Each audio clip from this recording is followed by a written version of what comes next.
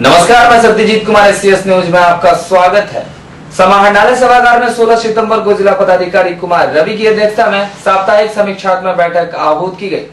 बैठक में सभी विभागों के वरीय पदाधिकारी उपस्थित थे। जिला पदाधिकारी ने सभी विभागों के विकास कार्यों के समीक्षा उपरांत पदाधिकारियों को निर्देश दिया कि माननीय उच्च न्यायालय एवं मुख्यमंत्री जनता दरबार में लंबित मामलों का त्वरित निष्पादन कर 27 सितंबर तक रिपोर्ट जमा करें, अन्यथा विभागीय कार्रवाई करते हुए वेतन पर रोक लगा दी जाएगी।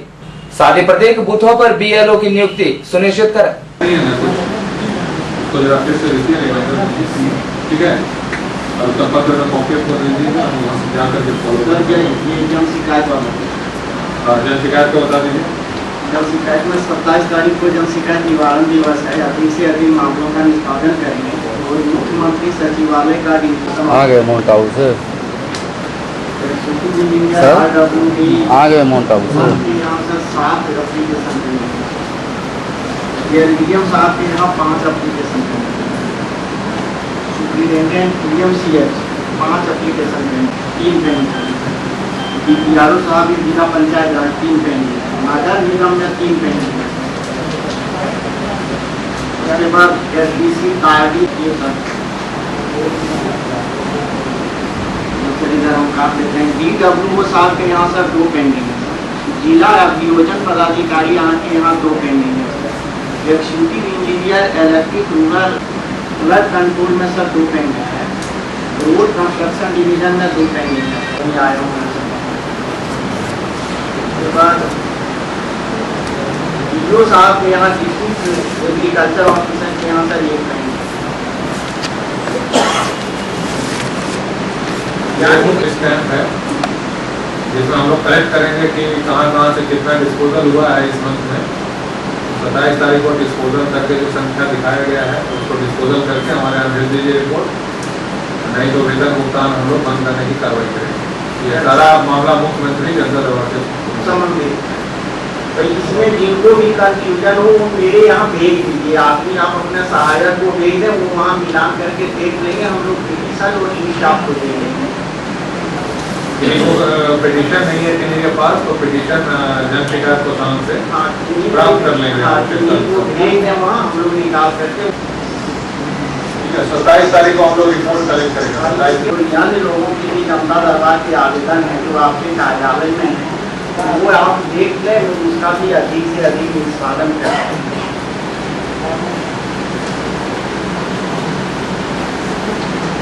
इसका निर्वाचन का एंट्री नहीं हो रही है, ERO के स्तर से किया जाना है। तो सभी ERO कृपया ध्यान देंगे कि अभी तक बहुत सारे ऐसे ERO हैं जिनके यहाँ एक भी आवेदन पत्र अपलोड नहीं किया गया। Form 6, form 7, form 8, form 8A सब प्राप्त हुए होंगे आपके यहाँ, लेकिन अभी तक अपलोड नहीं किया गया है, जिसके कारण भारत निर्वाचन आयोग को ऐसा मतलब रिपोर्ट वहाँ से आया है कि क्या आवेदन प्राप्त हो रहे हैं, नहीं हो रहे हैं, या BLO डीएक्टिवेट हो रहे हैं। इसलिए आप सभी लोग आवेदन को फिर से अपलोड कर दें।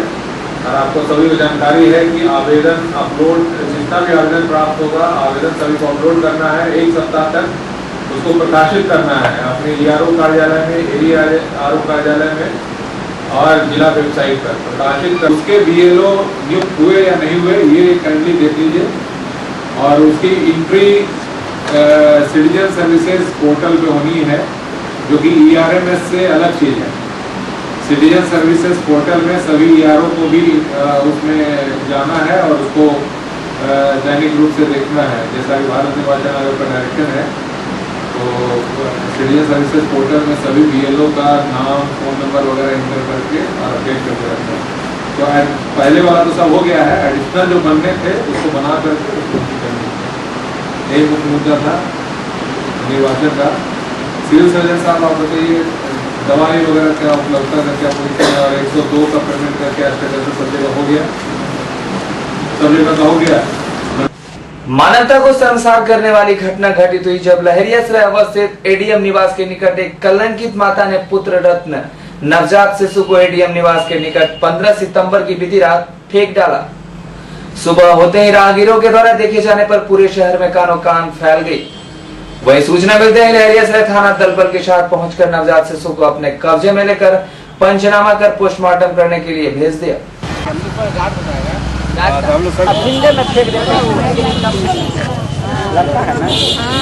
है?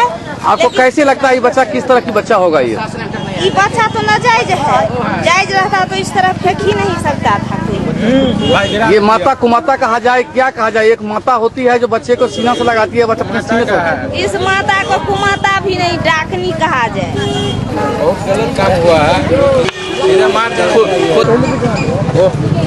बच्चा किसी को दे देता तो क्या कहूँ, ये समाज किस ओर जा रहा है। और एडीएम साहब के गेट पे नवजात बच्चा फेंका हुआ है।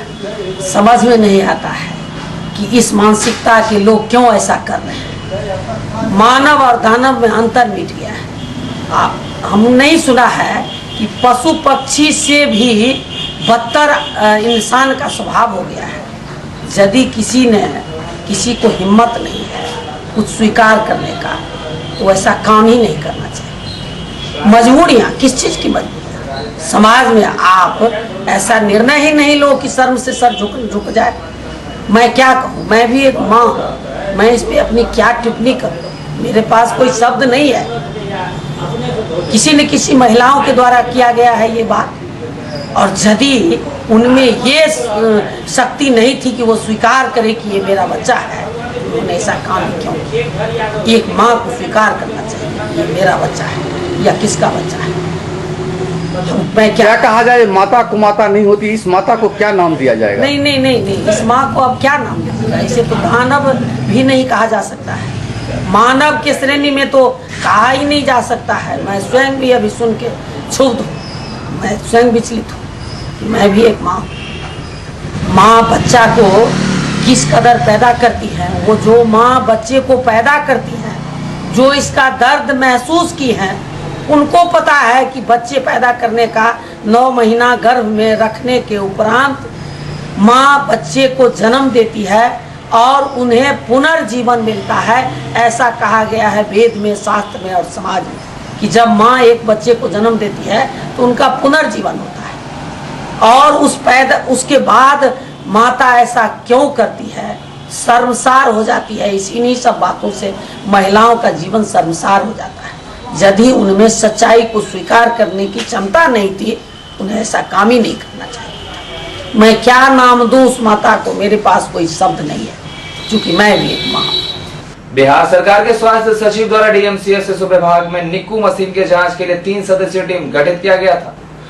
16 सितंबर को 3 सदस्यीय टीम डीएमसीएस विभाग पहुंचकर निक्कू मशीन का जांच किया। वहीं 3 सदस्यीय टीम द्वारा जांच उपरांत सरकार को रिपोर्ट सौंप दिया जाएगा। इस मौके पर प्रचारक डॉक्टर एसएन सिन्हा, उपाधीक्षक doctor Santosh Kumar Mishra, doctor KN Mishra समेत कई चिकित्सकगण उपस्थित हैं।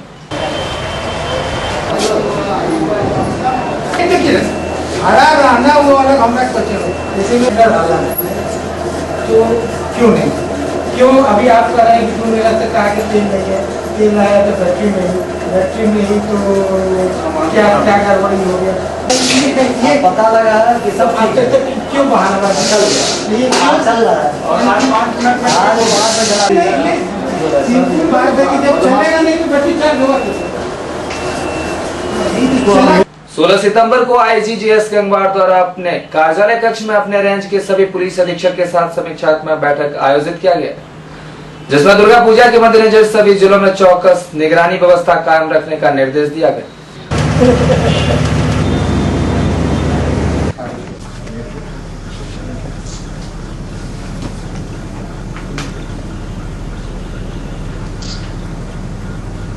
कर रहे हैं सर, तो उसमें एक फीलिंग अगर रखा जाए कि हम लोग नेशनल लॉस नेशनल गेन, इस टर्म में अगर हम किसी चीज को बात करते हैं, कोई भी काम करते हैं, तो उसमें मैं असेस करता हूँ कि पॉजिटिव आता है, अप्रेसिवली पॉजिटिव आता है, उसको एडॉप्ट करता हूँ, नेगेटिव आता है ड्रॉप करता हूँ। पहला पुलिस ऑफिसर देखे इतना साइंस की बात करना निकल गए हम लोग, फिर 8 बजे आएंगे रात को। ठीक है सर, मैं ड्रॉप करता हूँ। हम इसलिए दूसरे के विचार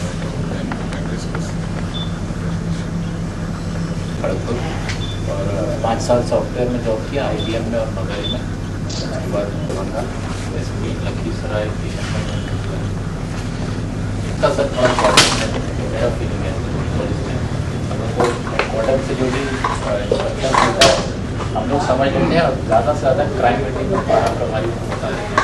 कभी तो थाना में जाते हैं तो कभी चौकीदार क्या 15 सितंबर को दरभंगा चित्रगुप्त सभा द्वारा अध्यक्ष वीरेंद्र कुमार श्रीवास्तव की अध्यक्षता में संगठन सचिव प्रभास रंजन के बिलवागंज अवस्थित आवास पर बैठक आयोजित की गई। बैठक में स्थानीय सोसाइटी सिनेमा हॉल में आगामी 4 से 7 नवंबर तक 4 दिवसीय भगवान श्री चित्रगुप्त पूजनोत्सव की तैयारियों का जायजा लिया गया एवं सदस्यता रसीद, चंदा रसीद आदि का वितरण पार्षदों के बीच किया गया। इस मौके पर प्रधान सचिव निर्मल कुमार सिन्हा, संयोजक चंद्रधर मल्लिक, पार्षद सुशील प्रसाद श्रीवास्तव, नवीन सिन्हा, कार्तिकेय कुमार, संयुक्त सचिव मनोज कुमार श्रीवास्तव, युवा अध्यक्ष अभिषेक रंजन, चित्रांश अधिवक्ता नरेंद्रेश्वर नाथ, सुरेंद्र कुमार, कुणाल वर्मा एवं कोषाध्यक्ष अमरनाथ प्रसाद उपस्थित है। इसीलिए तो भगवान बोला भी हमारा पार्षद है। सोचिए भी आपका पार्षद है। तो गए हैं तो परमानेंट है। जब तक चित्रगुप्त सभा रहेगा बीटीएन को रहना ही है। ये तो है भैया।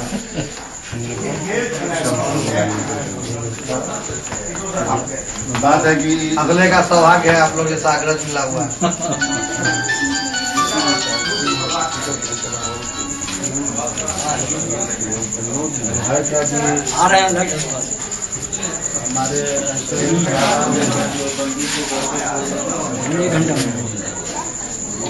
आज प्रभास रंजन जी के आवास पे दरभंगा चित्रगुप्त सभा शताब्दी वर्ष समारोह का ये जो आयोजन किया गया है मीटिंग का, उसमें जितने भी लोग हैं हमारे पार्षद और संरक्षक सब लोगों को बुलाया गया था और उन लोगों को चंदा रसीद, सदस्यता रसीद और सारे समाचारों से अवगत कराया गया कि आज तक क्या हुआ और उन लोगों को चंदा काटने के लिए और सदस्य बनाने के लिए उन लोगों को प्रोवाइड किया गया है रसीद और उनसे आग्रह भी किया गया है कि जो सोवेनियर छप रहा है उसमें 30 सितंबर तक वो अपना अपना आलेख या जिनको भी अपना कोई श्रद्धांजलि या कोई एडवर्टीजमेंट या कुछ भी देना हो वो 30 सितंबर तक सभा को सौंप दें।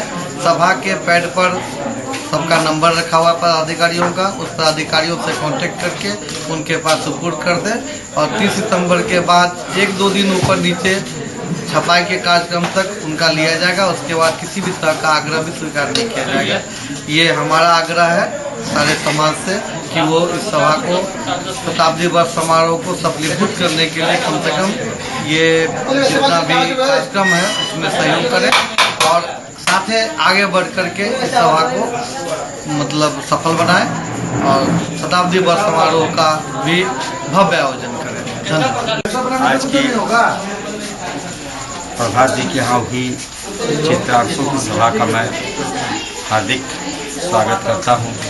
साथ ही अपने सभी भाइयों से अनुरोध करता हूँ कि आप एकता के साथ इस शताब्दी वर्ष समारोह खूब धूमधाम से मनाएंगे और ऐसे संवादों का आदान प्रदान करेंगे जिससे कि समाज में हमारी और हमारे पूर्वजों की साख और ऊंची बढ़े।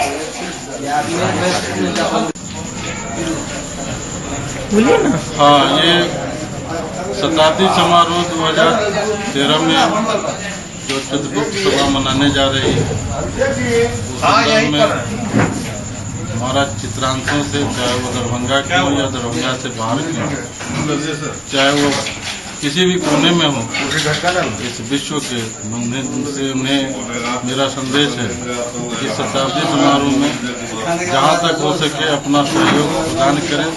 शारीरिक, मानसिक, आर्थिक, बौद्धिक जो भी जिस तरह का सहयोग हो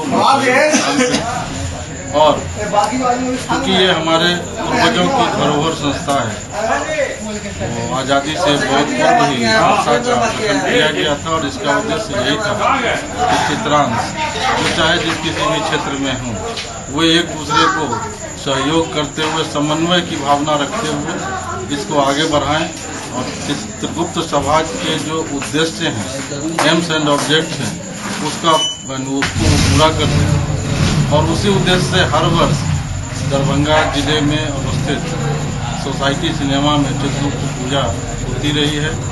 इस वर्ष भी हर वर्षों की बात ही होगी, लेकिन चूंकि शताब्दी समारोह भी मनाया जा रहा है, इसलिए इसे रोचक ही नहीं बल्कि अति रोचक बनाने हेतु जो भी जहाँ तक वो अपना सहयोग देना चाहें दे, और सभा इसके लिए उनका अनुग्रहित रहेगी और उनके सुझावों के लिए हमेशा ये कामना करती रहेगी कि अपनी शुभकामनाएं देती रहेगी। यही मेरा संदेश शताब्दी समारोह के अवसर पर हमारे चित्रांशों के लिए है। धन्यवाद। जय चित्रांश, जय भारत। शताब्दी समारोह को पूर्णतया सफल बनाने के उद्देश्य से दरभंगा चित्रगुप्त सभा की बैठक हर रविवार को हो रही है और यह बैठक अनवरत होती रहेगी। इस बैठक में जो लोग शामिल हो रहे हैं, इससे लगता है कि हमारा चित्रगुप्त परिवार बहुत ही उत्साहित है शताब्दी समारोह को सफलतापूर्वक मनाने के लिए। मैं धन्यवाद देता हूं उनकी उपस्थिति के लिए और धन्यवाद देता हूं इस SCS चैनल को जो आम चित्रांश परिवार तक यह संवाद पहुंचा रहा है और उनके प्रोत्साहन के लिए भी उनको उत्साहित कर रहा है। धन्यवाद। ये शताब्दी समारोह जो हो रहा है, मैं इतना ही कहूँगा दरभंगा के चित्रांशों से कि इस पूजा को सफल बनाएं, खासकर युवाओं से। पूजा में तन मन धन से लग के शताब्दी समारोह को इस वर्ष दरभंगा चित्रगुप्त महासभा के लिए बहुत ही गौरवशाली वर्ष है, क्योंकि दरभंगा चित्रगुप्त महासभा 100वां वर्ष मनाने जा रही है। और ये हमारे लिए, हम चित्रांशों के लिए बहुत गर्व की बात है कि ये संस्था 100वां वर्ष भी पूरा की है और इतनी पुरानी संस्था है। इसलिए हम सभी चित्रांशों से आग्रह करते हैं कि ये शताब्दी वर्ष को मनाने में और सफल बनाने में, एक यादगार बनाने में सहयोग करें, इसकी हम लोगों की अपेक्षा है। ऐसा है कि दरभंगा चित्रगुप्त सभा दरभंगा जो अपने 100वें साल में चल रहा है और शताब्दी समारोह वर्ष के रूप में ये सन 2013 को मना रही है। ये सभा दरभंगा के सोसाइटी सिनेमा हॉल में अवस्थित है और वहाँ 4 दिवसीय पूजा होता है प्रत्येक वर्ष, जिसमें 4 दिन सिनेमा हॉल बंद रहता है। चूँकि दरभंगा चित्रगुप्त सभा इस वर्ष में शताब्दी समारोह वर्ष के रूप में मना रहा है, इसलिए इसका कुछ न कुछ कार्यक्रम चल रहा है। और इस बार जो पूजा है 4 दिवसीय, वो दिनांक 4 नवंबर 2013 से 7 नवंबर 2013 तक चलेगा। तो इस संदर्भ में चूँकि 100वां पूजा है और लोगों की इच्छा है कि ये बृहद पैमाने पर हो, सुंदर पैमाने पर हो और ऐसा पूजा हो जो अपने आप में यादगार के रूप में रह जाए। तो इसलिए थोड़ा सा बिफोर से प्रयास जारी है और उसी के संदर्भ में जो आज का ये बैठक रखा गया है, इसमें हमारे पार्षदों के साथ साथ कुछ गण्यमान्य चित्रांश भी इसमें उपस्थित हुए हैं और उनका पूरा सहयोग हम लोगों को मिल रहा है। आज जो हम लोगों का मुख्य कार्यक्रम रहा है उसमें है कि जो हम लोगों ने सदस्यता अभियान चलाया है, जो हमारे चित्रांश बंधु हैं उनको सभा अपना सदस्य बनाती है। तो इसमें 2 तरह की स्थिति है, एक है आजीवन सदस्यता की, दूसरी है वार्षिक सदस्यता की। आजीवन सदस्यता का जो रसीद जिन लोगों का कटेगा उनको पूरे जीवन में दोबारा सदस्यता के लिए रसीद नहीं कटाना है। और इस बार हम लोग सोचे हैं कि उनको एक लेमिनेशन कार्ड के रूप में, जैसा ATM कार्ड होता है वैसा उनको कार्ड दिया जाएगा कि आप आजीवन सदस्य हैं। इसके लिए 251 रुपया का सहयोग है और एक वार्षिक है जिसमें फिर बार बार अगले साल सेशन में उनको कटाना होगा, इसके लिए 20 रुपया का लगता है। तो हम आपको थोड़ा सा दिखाना चाहेंगे कि ये हमारा जो सदस्यता रसीद है, ये इस बार जो हम लोगों का बना है वो थोड़ा अपने आप में है, जिसमें उनका मूल गांव क्या है और कैसा क्या है, ये हमारा सदस्यता रसीद है इस साल का। और इसको 30 सितंबर 2013 तक सभी पार्षदों को कहा गया है कि वो अपना लोगों को सदस्य बना ले, क्योंकि इससे ये होगा कि जो हमारा स्मारिका छपने जा रहा है शताब्दी समारोह वर्ष का, वो 30 सितंबर तक जो इसमें सदस्य बनेंगे उन सबों का नाम उस स्मारिका में छप जाएगा। तो ये ज़्यादा ज़रूरी है अभी कि वो अपना सदस्य बनाए जितना जल्दी से जल्दी हो सके। दूसरा है कि हमारा चंदा रसीद भी छपा है, लेकिन उसका इस्तेमाल अभी तुरंत कहा गया है कि न करें, क्योंकि सामने दुर्गा पूजा भी है। वैसे जिन लोगों का अपेक्षा है वो अपना ये करेंगे, ये हमारा है। इस बार एक खासियत रही है इसमें, लोगों का था कि इसमें वाटर मार्क करना चाहिए, वो सब दिया गया है और इसको सुंदर ढंग से छपाया गया है। तो ये आज इसका वितरण किया गया है पार्षदों के बीच। और सबसे बड़ी बात है कि इस बार हम लोगों का ये सोच रहा है कि किसी बड़े कलाकार को बुलाया जाए जो भारत ही नहीं विश्व स्तर के हों, जिसमें राजू श्रीवास्तव के बारे में चर्चा की जा रही थी, लेकिन अभी कुछ फिक्स नहीं हुआ है उस पर। तो ऐसा है कि एक सेलिब्रिटी जरूर आएंगे, इसके लिए प्रयास जारी है, जिसमें शत्रुघ्न सिन्हा हो सकते हैं या फिर सुमन शेखर जैसे लोग हो सकते हैं, या कोई भी ऐसे जो चित्रांश के बड़े सेलिब्रिटी हैं। मेरा नाम वीरेंद्र कुमार श्रीवास्तव है और मैं दरभंगा चित्रगुप्त सभा दरभंगा जो सोसाइटी सिनेमा हॉल अवस्थित है उसका मैं अध्यक्ष हूँ। बादरगंज अवस्थित मेट्रो हॉस्पिटल में एक प्रेस वार्ता का आयोजन किया गया। प्रेस वार्ता को संबोधित करते हुए डॉक्टर सलीम अख्तर ने बताया कि प्रत्येक माह में एक दिन हार्ट चिकित्सक doctor Alok Kumar metro hospital आएंगे, सभी रोगियों के जांच उपरांत उचित सलाह भी देंगे। प्रेस वार्ता में डॉक्टर सलीम अख्तर, डॉक्टर आलोक कुमार एवं डॉक्टर मनोज कुमार उपस्थित थे।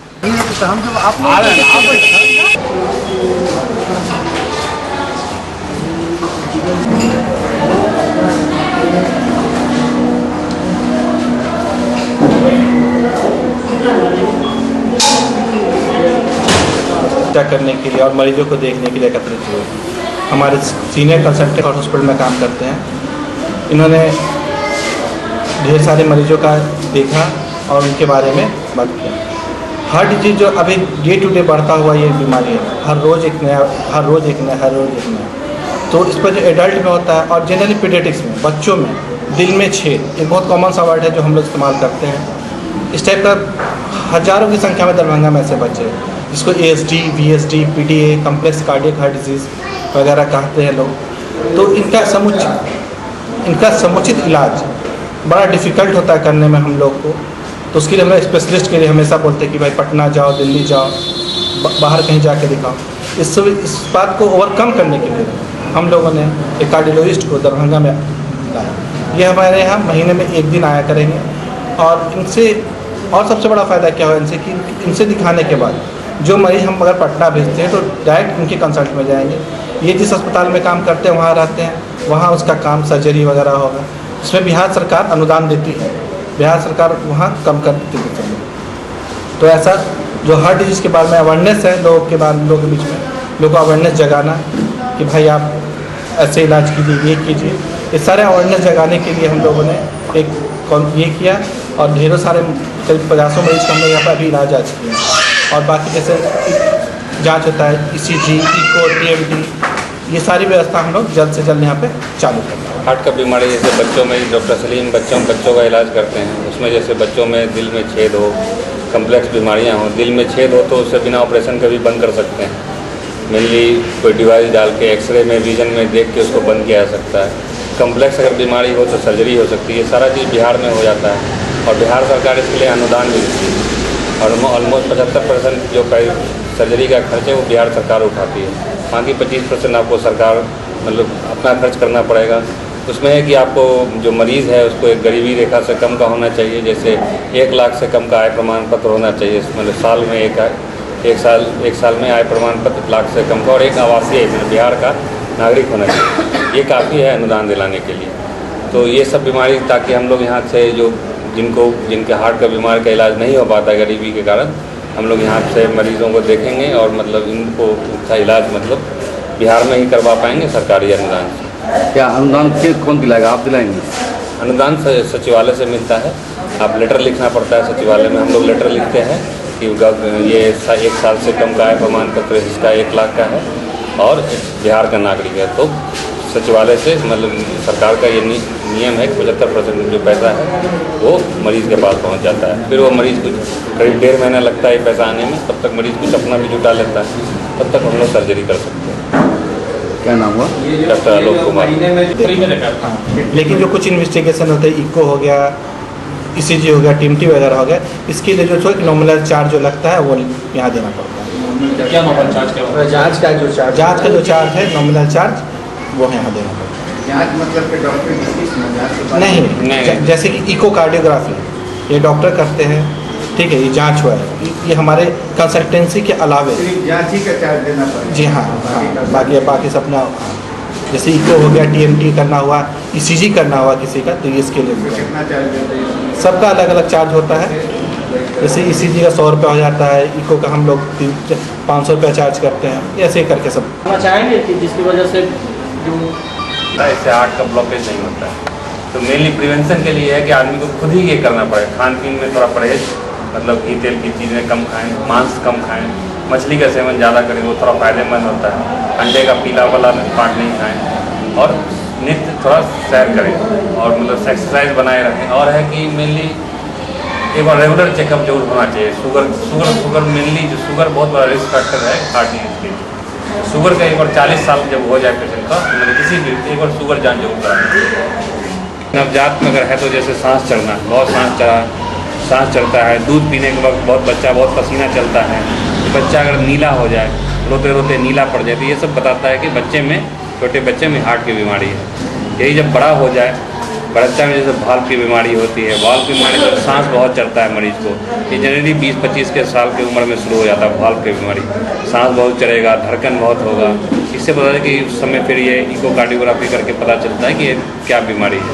और बड़ों में जैसे हार्ट में ब्लॉकेज हो जाता है, उसमें चलने में सांस चढ़ेगा, दर भारीपन सा होगा, तब होता है कि इसका एंजियोग्राफी ये सब करके देखा जाए कहाँ ब्लॉकेज है और उसको ठीक किया। हार्ट अटैक हो गया, ECG में पता चल गया तो तुरंत किसी अस्पताल में चला जाना चाहिए और एक इकोस्प्रिन और क्लोपिडोग्रोल की टेबलेट तुरंत मिलनी चाहिए। और ECG में जैसे है वैसे खून को पतला करने वाली दवा जैसे स्ट्रेप्टोकाइनेस है, ये सब दिया जाता है। उससे भी अगर ठीक नहीं हो रहा है तो एंजियोग्राफी करना चाहिए और एंजियोग्राफी करके जो नस बंद है उसको खोलना चाहिए।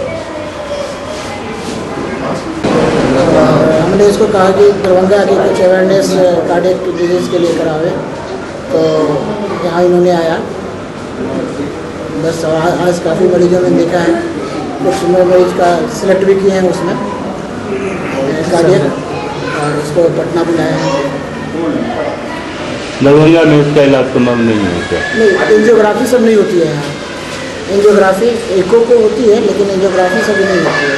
जो कैथ लैब होता है वो यहाँ अवेलेबल नहीं है, जो जीवा हार्ट हॉस्पिटल में है, और आलोक जो मेरा बैचमेंट है वो यहाँ वहाँ करता है। तो क्या मानना है कि दरभंगा से ज़्यादा फैसिलिटी पटना में है? हाँ, अभी तो सर है, यहाँ से फैसिलिटी कार्डियो में ज़्यादा है। यहाँ क्योंकि कैथ लैब सब तो होता है, एंजियोग्राफी सब तो होता नहीं है, तो फिर इमरजेंसी में पेशेंट को पटना ही जाना पड़ता है। इसलिए इन्होंने यहाँ कार्डियक मरीज काफ़ी रहते हैं, जैसे कि इको होता है और सीधे दिल्ली जाना पड़ता है। सर बहुत सारे गरीब मरीज होते हैं जो दिल्ली प्रेफर नहीं करते हैं, जाइए पटना जांच करा लेते हैं। तो अवेयरनेस के लिए कि हाँ पटना में भी ये सब होता है कि आप वहाँ जाके दिखाएं, इसलिए आप लोगों ने इनको बुलाया है। 16 सितंबर को जिला परिषद परिसर में लगभग 500 जिला परिषद शिक्षक अभ्यर्थियों का काउंसलिंग किया गया, जिसके लिए परिषद परिसर में 10 काउंटर खोले गए थे। गौरतलब है कि जिले में जिला परिषद शिक्षक की 353 पद रिक्त है।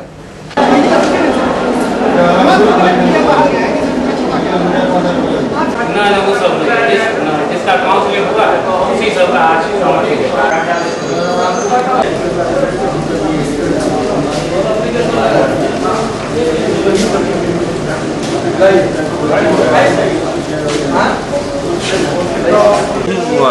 पद है जी 353 के लिए सहमत और अधिक्षा लिया जा रहा है। कितने आदमी को प्रतीक्षा सूची में नाम है? 550 करीब। कितने काउंटर में लिया जा रहा है? चिलचिलाती धूप में लोग परेशान हो रहे हैं। 10 काउंटर सभी विषय का अलग अलग, महिलाओं के लिए अलग कहाँ काउंटर देख रहे हैं? महिला अटेंड चूँकि प्राइमरी में है महिला रिजर्वेशन का तो अलग काउंटर है, इसमें तो जेंट्स और महिला सब है, इसीलिए काउंटर है। कहीं कैंडिडेट कितना आ रहा है, भीड़ कहाँ? शांति व्यवस्था क्या व्यवस्था की है? कोई दिक्कत नहीं, शांति से हो रहा है। हाँ जी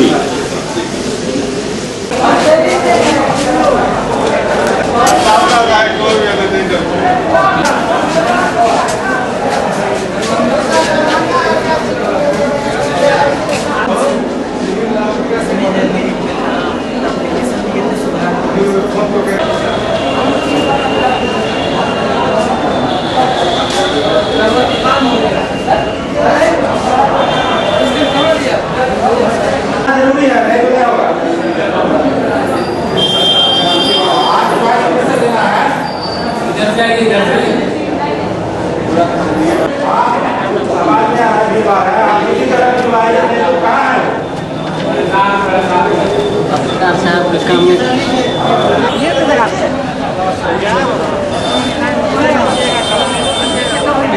टीवीएस पर शाम दिखाइएगा ना, बोल रहे समस्या यहाँ पर ये है, देखते हैं धूप लंबा कतार हो गया, ठीक है, विलम्ब से वहाँ टाइम कम हो रहा है और अंदर से लोग जाके करवा लेते हैं। दिक्कत हो रहा है, विशेष लोगों के लिए विशेष व्यवस्था है। बहुत धीमा काम चलता है, धीमा काम चल रहा है। बोलिए क्या समस्या हो रही है? समस्या सारी धूप में देख रहे हैं ना, इतना काम में गति कोई व्यवस्था नहीं है सर। हम लोग धूप में खड़े हैं, दौड़ा रहे हैं। सरकार यही बहुत बढ़िया था किया है। जितने लोग काउंसलिंग कराए हैं उसमें से कट ऑफ मार्क्स के हिसाब से हम लोगों ने शिक्षक नियोजन में अभ्यर्थी को बुलाया है और 16 तारीख को उनका सहमति पत्र और अधीक्षा ली जाएगी, जिसे चॉइस कहते हैं, चॉइस ली जाएगी। और उस दिन जो चॉइस आएगा जितने लोगों का, उसके अनुरूप फिर हम लोग फाइनल करेंगे कितने लोगों को नियुक्ति पत्र भेजा जाएगा। हाईएस्ट मार्क्स वाले को नियुक्ति पत्र कैटेगरी वाइज भेजा जाएगा और रिजर्वेशन के हिसाब से भी कितना महिला है, कितना शिक्षक है, कितना महिला का अलग से नहीं सीट है, इसीलिए महिला का सीट अलग है और उसमें प्राथमिकता पहले महिला को दी जाएगी। और महिला में जैसे जनरल है और एससी है, विकलांग है, एसटी है और ओबीसी है, बीसी है, ओबीसी, ईबीसी है।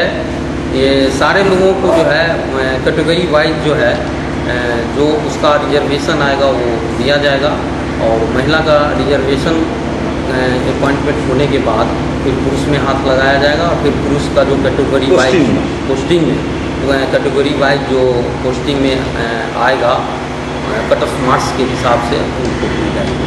लिस्ट टांगा गया है, लिस्ट सब नेट पर आ गया है, पेपर में भी दे दी गई है। कब से कब तक टाइम दिए हैं सबको अधीक्षा के लिए? और 16 तारीख को 10 बजे से 5 बजे तक का टाइम है। उस दिन सब लोगों का सहमति पत्र और अधीक्षा दी गई है। 7 काउंटर बनाया गया है, 7 काउंटर उसके लिए बनाया गया है और 7 काउंटर पर लिया जाएगा और जितने लोगों को लेना है उसके हिसाब से पर्याप्त हम लोगों ने काउंटर खोला है। कर्मी भी नियुक्त कर दिया और कर्मी भी नियुक्त कर दिया है, सारी व्यवस्था एकदम कंप्लीट। कब तक सभी को सही प्रक्रिया पूरा करके लेटर दे दिया जाएगा, ज्वाइनिंग लेटर? ज्वाइनिंग लेटर के लिए अभी तो समीक्षा आ जाता है और सहमति पत्र अधीक्षा आ जाता है और किस हिसाब से आता है, जिस हिसाब से आएगा उतना जल्दी उसको मुख्यालय से बाहर। और अभी जो है सो डीडीसी साहब मुख्यालय से बाहर हैं और वो आ जाते हैं तो फिर हम लोग फाइनल करके डेट फाइनल कर देंगे और बहुत जल्दी कर देंगे। बाई पोस्ट भेजना है, बाई पोस्ट भेजना है, इसलिए बाई पोस्ट चला जाएगा। मालीनगर अवस्थित भाकपा माले कार्यालय में 16 सितंबर को धीरेन्द्र झा की अध्यक्षता में बैठक आहूत की गई, जिसमें पटना के गांधी मैदान में आगामी 30 अक्टूबर को पार्टी द्वारा आयोजित खबरदार रैली की तैयारियों की समीक्षा की गई। साथ ही रैली में अधिक से अधिक संख्या में कार्यकर्ताओं को सम्मिलित होने का आह्वान भी किया गया। कबूल किया और उन्होंने संकल्प, उस रैली में हम सब परिवार जो है मुकम्मल रूप से हम जाएंगे और तन मन धन और पैसा भी देंगे, क्योंकि हम लोग की पूरी पत्नी की पार्टी नहीं है, हम लोग का सामाजिक बेस गरीब गुरुआ ही है। वो गरीब गुरुआ के आधार पर ही हम सारे समस्याओं का समाधान करें और हम आशा करते हैं जो एक राउंड का तो बैठक हो चुका है, दूसरा राउंड का बैठक विश्वकर्मा पूजा के बाद अभी 50 बैठक हो गया और 39 सब उस दिन वाही में उस दिन देखे जो कम समय रैली के दरमियान हम इसको दोहरा बैठक हुआ एक राउंड, हम इसको दोहरा करके 40 बैठक करेंगे। आप लोगों से भी आह्वान करें।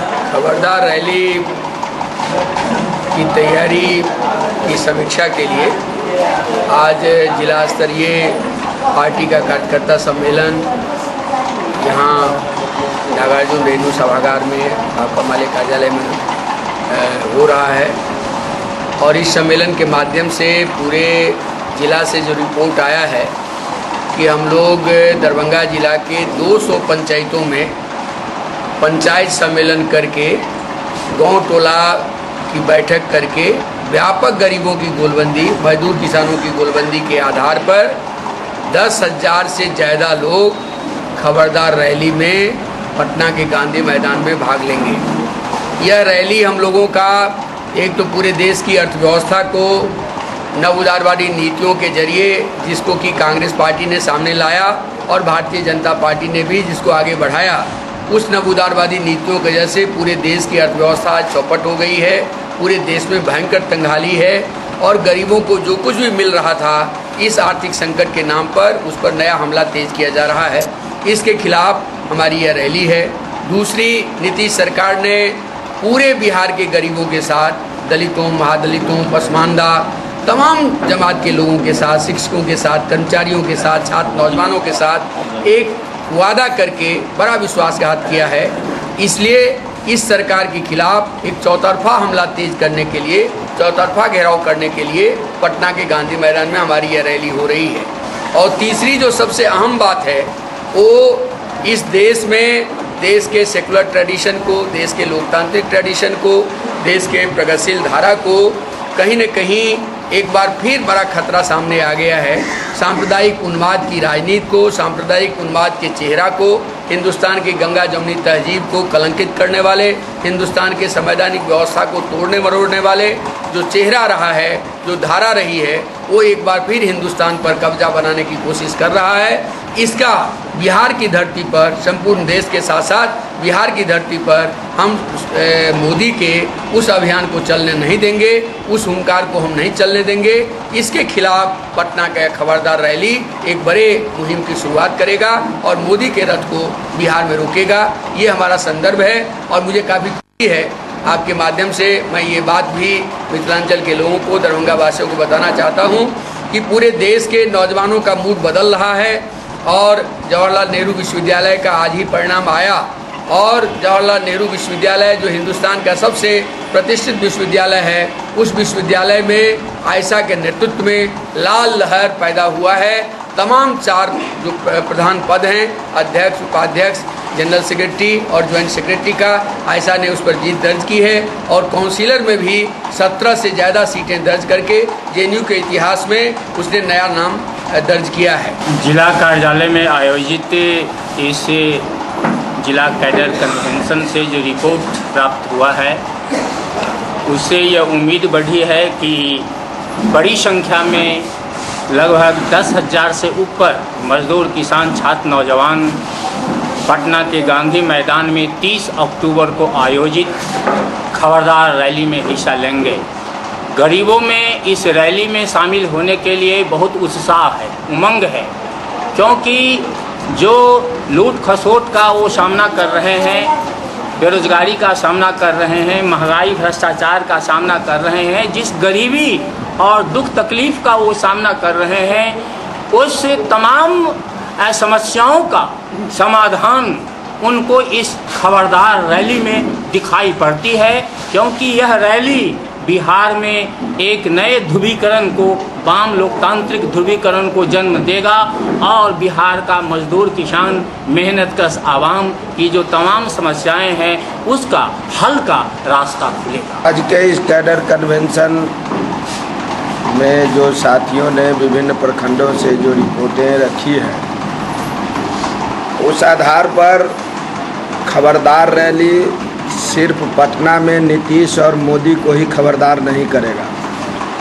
दरभंगा के धरती पर अगर आप कुशेश्वर चले जाइए, किरतपुर, घनश्यामपुर चले जाइए, तो आज भी वो इलाका बाढ़ में डूबा हुआ है, किसानों की फसलें बर्बाद हो चुकी हैं। वहीं दरभंगा का एक बड़ा हिस्सा जो आज अकाल का भेंट चढ़ गया है, कृषि कार्यालय 93% आच्छादन की रिपोर्ट दे करके काफ़ी गलत काम किया है, झूठा आंकड़ा प्रस्तुत किया है। वहीं नीतीश की सरकार डीजल अनुदान के नाम पर महज कौड़ी का पैसा भेज करके उस किसान और बटाईदारों के साथ मजाक किया है और आज दरभंगा का सांसद चुनाव के मद्देनज़र अपनी तत्परता दिखा रहा है, जबकि दरभंगा के किसी सवाल पर, चाहे वो बाढ़ का सवाल हो, सुखाड़ का सवाल हो, मनरेगा में लूट का सवाल हो, भ्रष्टाचार का सवाल हो, किसी भी सवाल पर भारत के संसद में मजदूर किसानों की आवाज़ को नहीं रखा है, उनके साथ गद्दारी किया है। इसलिए दरभंगा के सांसद को भी इस खबरदार रैली के दौरान यहाँ के मजदूर किसान खबरदार करें, ये आह्वान भाकपा माले के इस कैडर कन्वेंशन से हम लोग कर रहे हैं। कोई खबरदार रैली और उसके कार्यकर्ता कन्वेंशन जो पार्टी कार्यालय में हो रहा है, तो दरभंगा जिला से हम लोगों की जो भागीदारी है 10,000 से भी ऊपर लोगों के ले जाने की, मूल रूप से हम यहाँ के जो सामंती अवशेष है, जो बलात्कारी अवशेष है, वो गरीबों पर लगातार जो हमला दर हमला कर रहे हैं। अफसरशाही कार्यालय में भयंकर लूट खसोट है। अब आंगनबाड़ी कार्यालय को ही ले लीजिए, मनरेगा कार्यालय को ले लीजिए, प्रखंड में ले लीजिए, जो व्यापक तौर पर जो इंदिरा आवास से लेके गरीब पछिए जो योजना है उसमें भारी कमीशन है, भारी घूसखोरी है।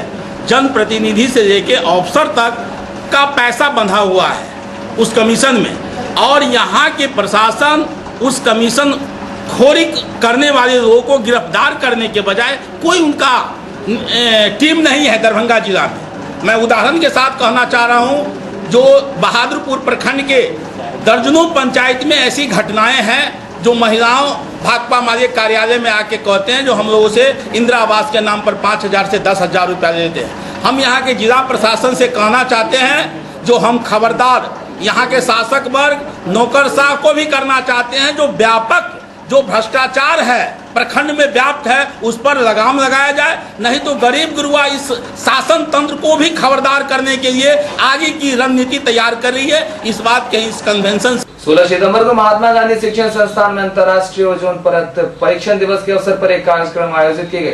कार्यक्रम की अध्यक्षता विद्यालय की प्राचार्य डॉक्टर प्रभा मल्लिक ने किया। कार्यक्रम का उद्घाटन मुख्य अतिथि MRM कॉलेज के प्राचार्य एवं विशिष्ट अतिथि भौतिकी विभाग के डॉक्टर LK कर्ण द्वारा दीप प्रज्वलित कर किया गया।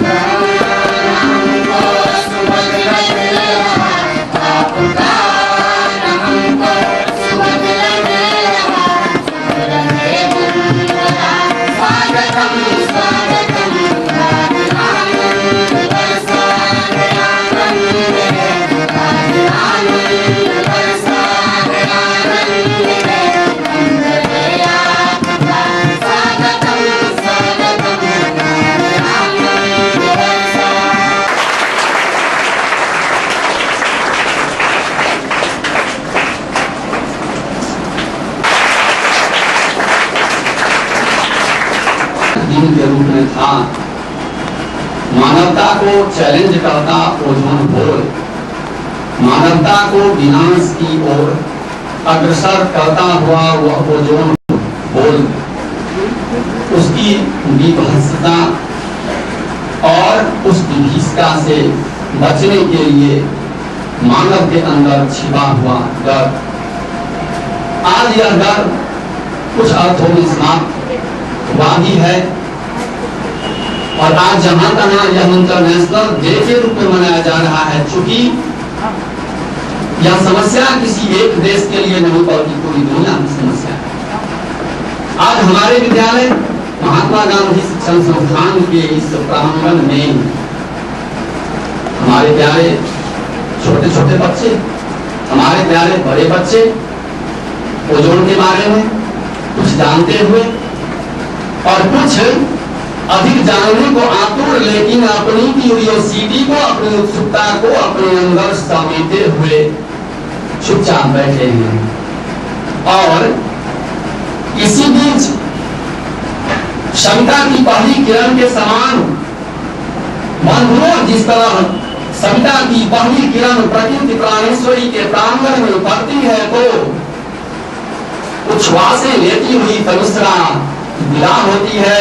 और आज हमारे प्रांगण में ऐसा ही हुआ है।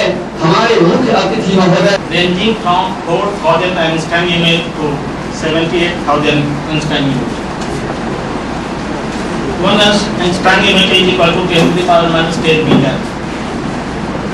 The radiation having wavelength shorter than 4,000 Einstein units are called ultraviolet radiations. Ultraviolet rays not visible to us. Atmosphere के हम लोग क्लासेज स्टैटिस्टिक्स होता है। वो जो cycle is for the generate रीज absorbing ultraviolet rays having wavelength shorter than 240 nanometer. 1 nanometer is equal to 10 to the power minus 9 meter. By absorbing oxygen molecule by absorbing ultraviolet rays 240 nanometer and less, there is a photo dissociation in the process. Photo dissociation means oxygen molecules breaks up into two parts, O2 and O radicals. This O again recombine with O2 forming ozone layer O3, and then O3 again O is again recombine with air molecules, oxygen molecules, and regenerate O3. So ultraviolet rays of longer 240 nanometer about is very sensitive ultraviolet rays for the formation of ozone. First ozone depression was found in 1974. And I think that 1987 या 85 Montreal घोषणा पत्र में ozone को international day के रूप में मनाया गया। तो ओजोन का जो फंक्शन होता है अल्ट्रावायलेट रेज को हायर वेवलेंथ के जो शॉर्टर वेरी शॉर्टर वेवलेंथ के जो अल्ट्रावायलेट रेज होते हैं उसको एब्जॉर्ब करके वो साइकिल जनरेट करता है और पृथ्वी पर हमें पहुंचने नहीं देता। सवाल है कि क्यों हमें ऐसी स्थिति क्यों आ गई है, तो उसके लिए हमें क्या पड़ा है। आज से 50 वर्ष पहले कोई आदत नहीं थी। आज से 50 वर्ष पहले हमको किसी दिन को वाटर कंजर्वेशन डे, किसी को एफॉरेस्टेशन डे वगैरह वगैरह सालों भर मनाते रहते हैं। ये तो जरूरत नहीं पड़ती थी। लेकिन आप देखिए सीरीज में यूनाइटेड नेशंस ने, संयुक्त राष्ट्र संघ ने उन्होंने बस किसी न किसी दिन को घोषित कर रखा है कि आज आप जल संरक्षण बनाइए, भूमि संरक्षण बनाइए, नशापान विरोधी दिवस बनाइए, हिंसा विरोधी दिवस मनाइए। तो एक से एक आप देख रहे हैं इस तरह का हो रहा है। जरूरी है उसको हम लोग कल बोलते हैं नेसेसरी इविल। आप लोग पढ़ते हैं डेमोक्रेसी के विषय में क्या कहा गया है, नेसेसरी इविल। जितने भी शासन के जितने भी तंत्र हो सकते हैं, पद्धति हो सकती है, उसमें लाख कमी के बावजूद डेमोक्रेसी को एक बढ़िया तंत्र माना गया है।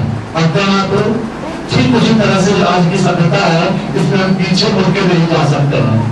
आप जाएंगे, आप अपने दादाजी के जमाने में, नाना जी के जमाने में जिस तरह की स्थिति हुआ करती थी, क्या आप उसको जाना पसंद करेंगे? जाएगा कि नहीं पसंद करेंगे?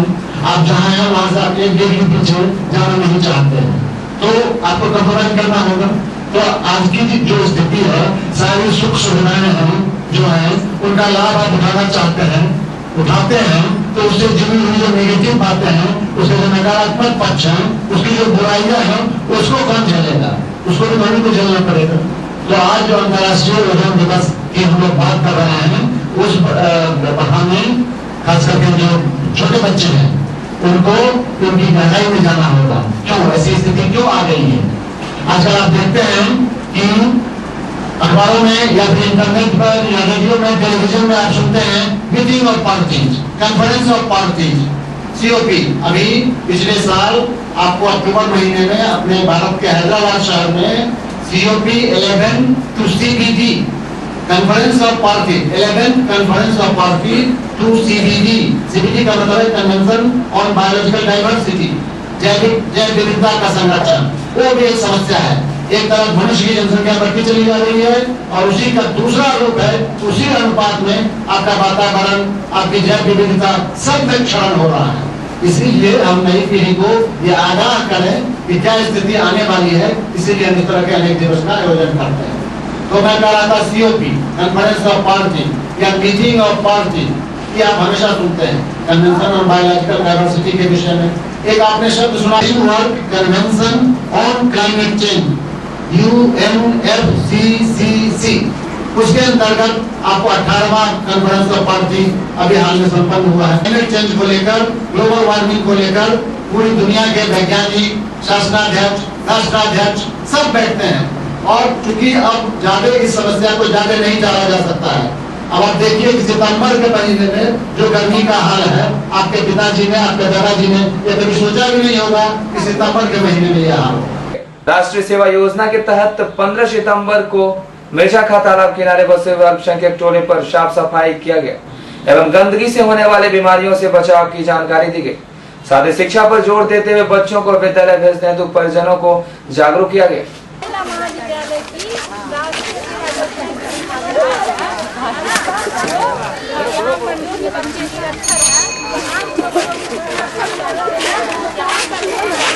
हाँ, सब तो हम भेजेंगे आज से आप लोग को पढ़ाने के लिए। आप लोग ही लोग हैं और लोग नहीं आए और चापाकल जो नहीं है वो हम आपकी जो भी समस्या है उसको हम दर्ज नोट करेंगे अपने डायरी में।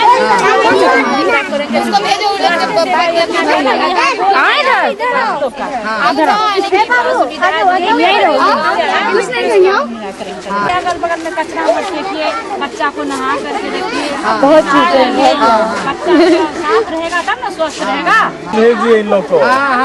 वहाँ भी हमारा लड़का इतना बड़का है, सरकारी स्कूल में जा रहा है और बाकी जितना है गार्जियन को टाक होना चाहिए।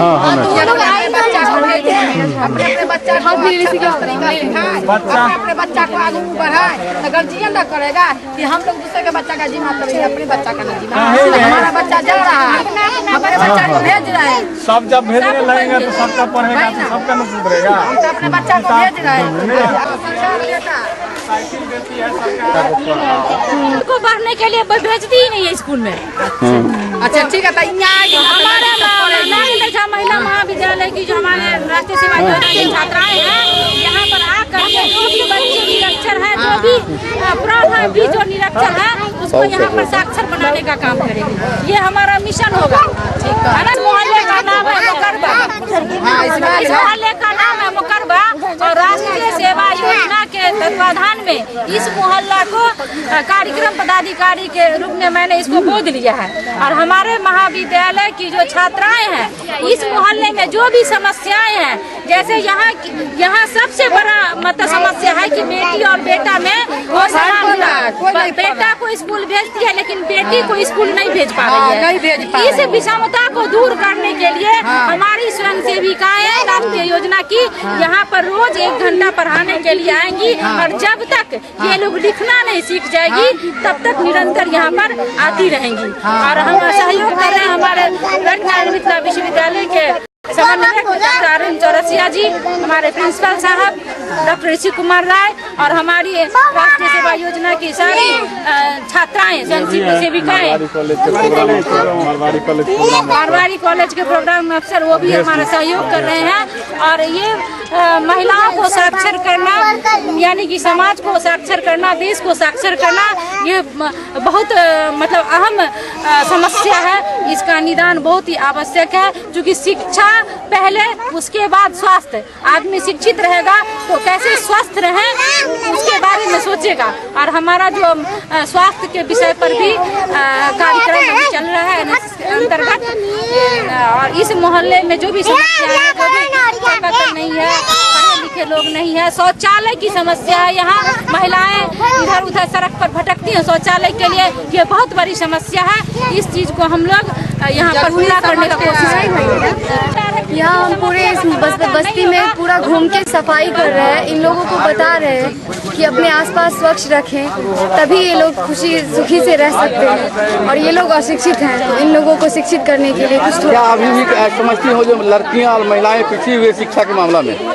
जी हाँ, बिल्कुल पिसी हुई हैं। इन लोगों को शिक्षा लेने के लिए बाहर नहीं जाने दिया जाता है। क्या नाम हुआ? घर में किस क्लास में पढ़ती हो? 12th में।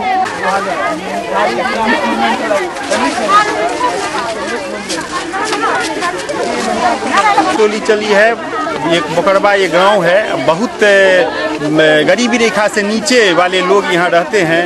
इनके पास यहाँ तक इनकी दशा है कि शौचालय, एक भी शौचालय की व्यवस्था यहाँ नहीं है। यहाँ की महिलाएं बहुत कष्ट में हैं, छोटे छोटे बच्चे स्कूल नहीं जा पाते हैं, इतना गरीबी यहाँ है। और पानी की समस्या यहाँ है, सफाई की समस्या है। तो तत्काल हमारी छात्राएं अपनी आज सफाई अभियान की है और बच्चों को ये करिए कि स्कूल आप भेजिए गार्जियन को, जो बच्चे स्कूल जाए पढ़ने के लिए।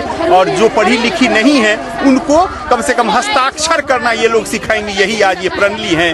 और इस वीक में ही हस्ताक्षर कम से कम जितनी महिलाएं हैं उनको करना जरूर सिखा दें। लगाइए।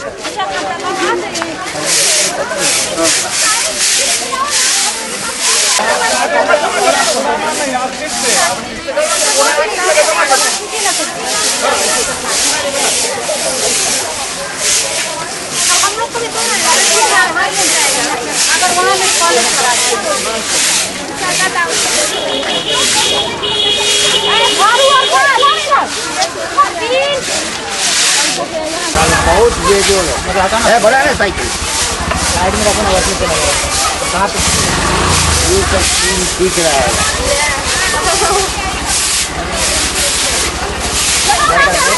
पानी पता है जाएगा तब तो कामयाब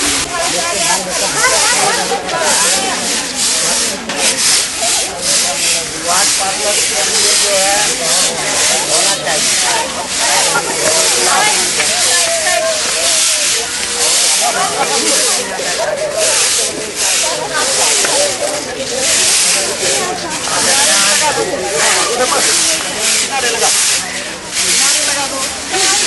इधर कर दो, यहाँ